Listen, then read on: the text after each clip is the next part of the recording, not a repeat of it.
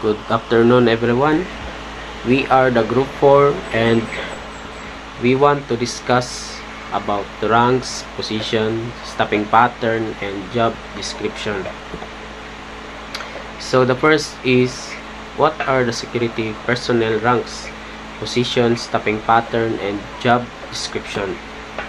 So in the security field, ranking system differ depending on the company generally. However, ranks range from watchman at the lowest rank to commander or chief at the highest rank.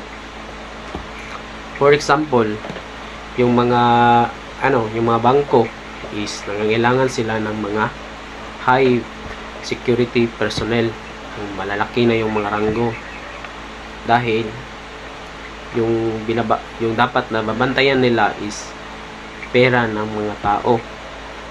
Kaya nangangailangan yung bangko ng isang malaki yung kaalaman niya about sa securing the building.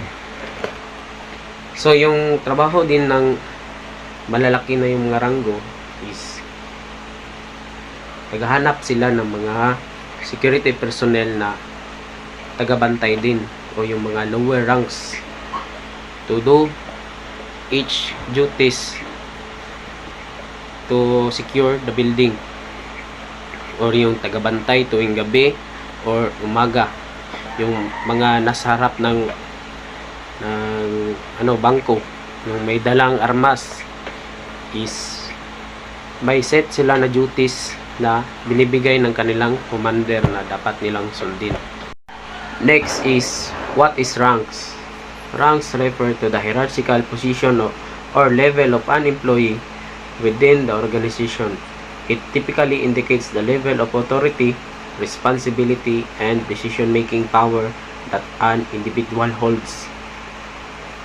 So, ito ay nangangahulugan na kapag mataas ang iyong ranggo, malaki yung responsibilidad mo sa isang particular job o sa isang gagampanin mo sa inyong trabaho. Dahil pag mataas yung ranggo mo, mataas na rin yung knowledge mo to do that work. So maaari ka ring magdesisyon kung ano ang dapat gawin, o mag-utos ka ng inyong mga tauhan na gawin ang isang bagay na sila lang dapat ang may alam, o tuturuan mo sila kung paano ito gawin, paano yung tamang pagbantay, kagaya ng isang guard sa isang mall. Maraming guard na nagbabantay sa mall dahil isa itong publikong pasyalan, at yung specific ng guard na nandoon sa mall is may nagdadala ng armas or batuta or tagabantay ng machine, yung parang x-ray ba na nagde-detect ng isang mga kontrabadong bagay. Kaya kapag ikaw ay mataas yung ranggo, is maaari kang mag-utos sa kanila kung ano ang dapat nilang gawin. So next is, what is position? Position refers to a specific job or role within the organization. A position has a set of duties, responsibilities, and tasks to need to be completed to fulfill the requirements of that role. So for example, kapag isa kang general sa isang establishment o isang security personnel, so may kakayanan ka na maggawa ng isang bagay kung saan malaki ang pakinabang mo doon, kagaya ng tagabantay ng isang CCTV. So yan ang position mo na dapat mo sundin, na magbantay ka. So you have the responsibilities to do that work, and others like a watchman So, sila din yung tagabantay kung saan sila ang tagabantay kapag gabi or umaga. May kakayanan din silang magdala ng armas dahil sila yung tagabantay tuwing gabi. May mga armas sila dahil di natin alam kapag mayroong mangyayaring trahedya or isang insidente na maaaring ikapapahamak ng kanyang buhay. Kaya, requirements ito para magampanan ang kanilang mga tungkulin at magbigyan ng seguridad ang isang building o isang establishment na kanyang pinagtatrabahuan. So, next is staffing pattern. Staffing pattern refers to the way an organization allocates and organizes its workforce across the different position ranks. It includes information about the number of employees, their job titles, and hierarchical position. So, it means that itong staffing pattern is para sa mga matataas yung ranggo sa isang security guard, security personnel.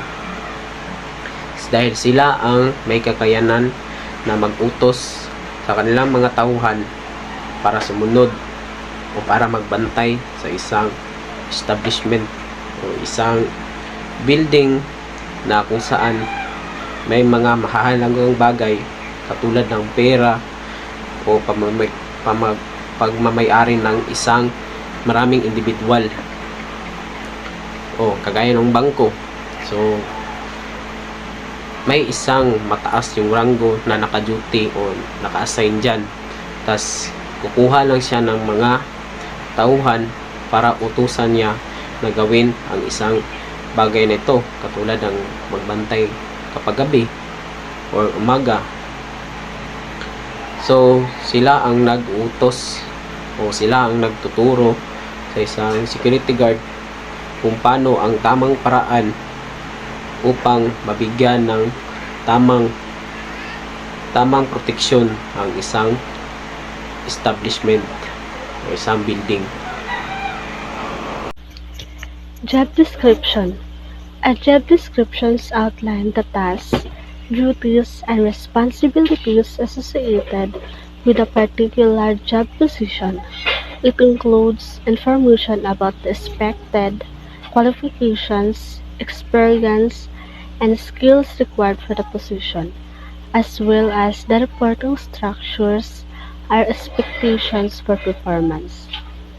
Ayon dito, ang paglalarawan ng trabaho ay nagsisilbing isang komprehensibong dokumento na nagbabalangkas sa mga pangunahing detalye ng isang partikular na posisyon sa trabaho. Rank and positions. The organization of private security agencies, company, guard force, and government security units are patterned from the organizational structures of the PNP and AFP. Hence, security officers and personnel too are distinguished by means of the ranks and positions.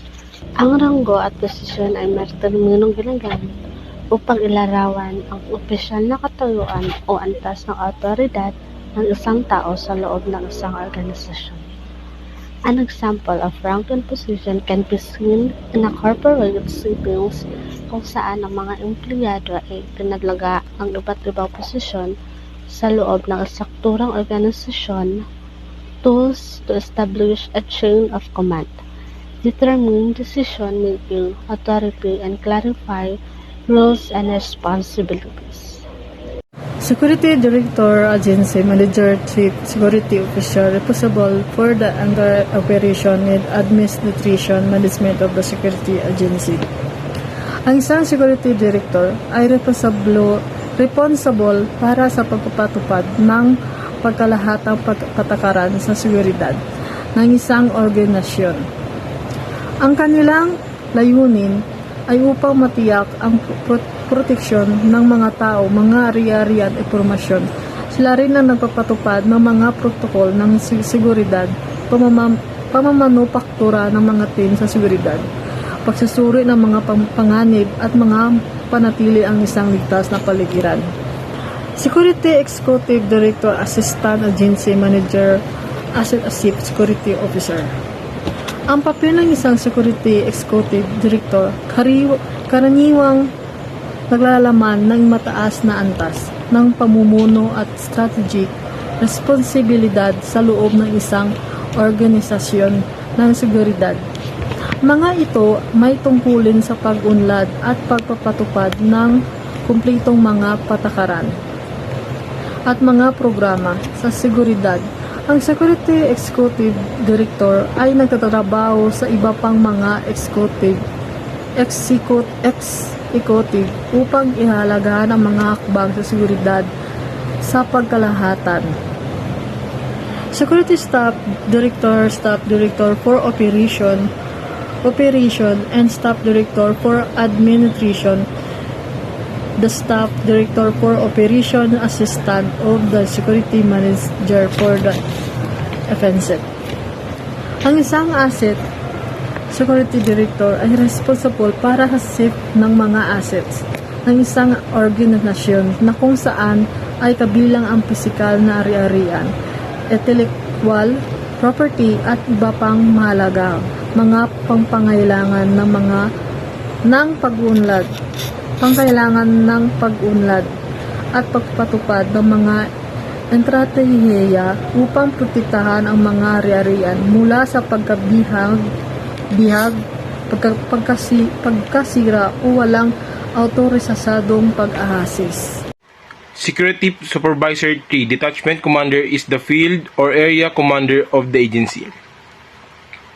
Detachment Commander, sila yung taga-command at taga-control para makasure kung sinusunod ba ang mga policies, procedures, mga directives na binibigay at sila yung nagmo-motivate sa mga officers para magkaroon ng positive works sa ating environment at sila din ang nagbibigay guidance sa mga andi or mga baguhan since sila ay mayroong maraming kaalaman. Security Supervisor 2, Chief Inspector responsible for inspecting entire. Inspector, sila yung responsible para mag-inspect sa area if ever may nakita silang kahinahinalang mga bagay at para ma-report ito. Security Supervisor 3, Inspector, responsible for the area assigned by the Chief Inspector or the Detachment Commander. Sila yung nagsasagawa ng mga walkthrough at nag-i-inspect sa mga seguridad para sa nakatalang na posibilidad kung saan ang proyekto ng pamahalaan ay kasangkot. Security guard, watchman, the one actually posted as watchman and a guard. Security guard, sila yung guard na responsible sa pag-protect or tagapagsagip ng isang property sa mga magnanakaw, vandalism, at iba pang makakadamage ng mga struktura. At sila din yung nagmumonitor sa system at nagpapatrol indoor at outdoor, sa loob at sa labas ng ating mga building. Sila yung nagpapatrol. Security guard, shift in charge, responsible for the security officer who is scheduled in the certain shift for a particular period. Shift in charge, supervisor, sila yung nag-responsible or nag-monitor sa mga operasyon at organisasyon. During assigned shift, sila yung nag-monitor kung nagtatrabaho ba ang naka-assign sa ngayong araw or wala. Security guard, 3 posts in charge, responsible for the entire detailed security office within a certain establishment. Ang responsibilities nila ay specified. Pwede po sa police station or checkpoint or even sa mga public building. Sila yung responsible sa mga pag-maintain ng order at pag-prevent sa crime, assistance at sa public. Staffing pattern.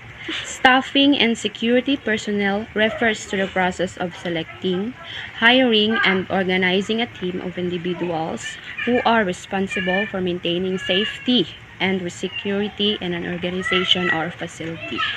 Staffing pattern. A staffing pattern means listing of each functional and by position, a shift assignment, number of days covered. A staffing pattern selecting and hiring, which involves where will be assigned an organization and or facility and how many days it will be covered. Types of staffing pattern. Determine security requirements. The first step is to evaluate the security needs of the organization. This involves identifying potential risks, vulnerabilities, and specific security objectives.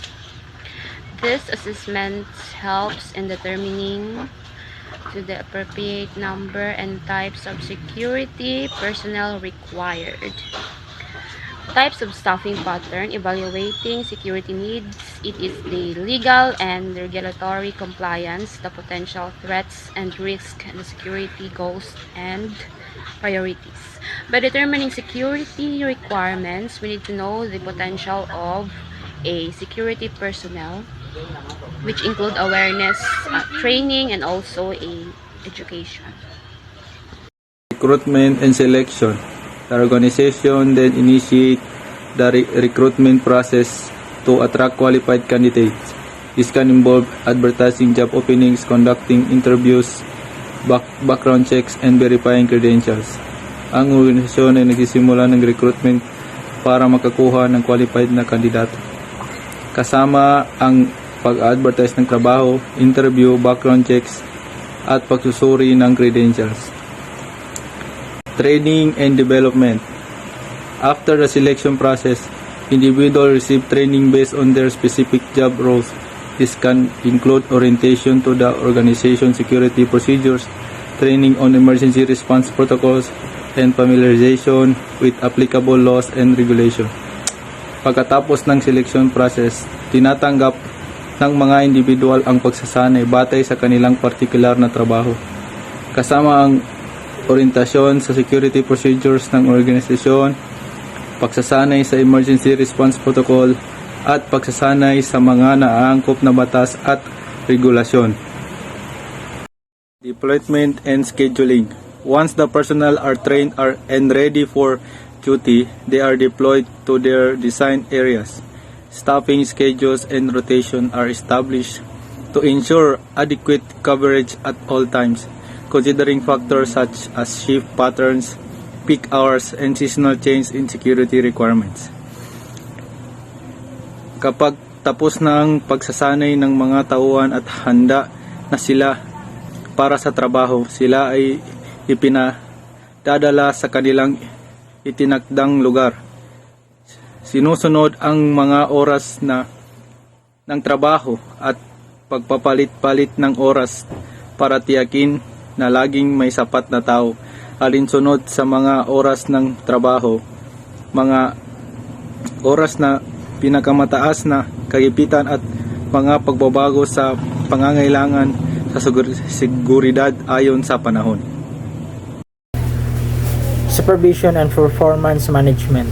Effective supervision ensures that security personnel perform their duties efficiently and professionally. Supervisors provide guidance, oversight, and support to the team. Monitor their performance, conduct regular evaluation, and address any performance issues or concern. So, ang supervisor daw is need niya nga always i-monitor ang iyang mga security personnel para makita niya kung unsay mga mali nga ginabuhat sa iyang mga staff or sa iyang mga security personnel para maingon niya sa iyang mga security personnel kung unsa bay dapat nila nga i-improve or dapat ba nila nga iwasan sa ilang mga trabaho. Continuous improvement and evaluation. Regular assessment of the security program and personnel effectiveness are crucial to identify areas for improvement.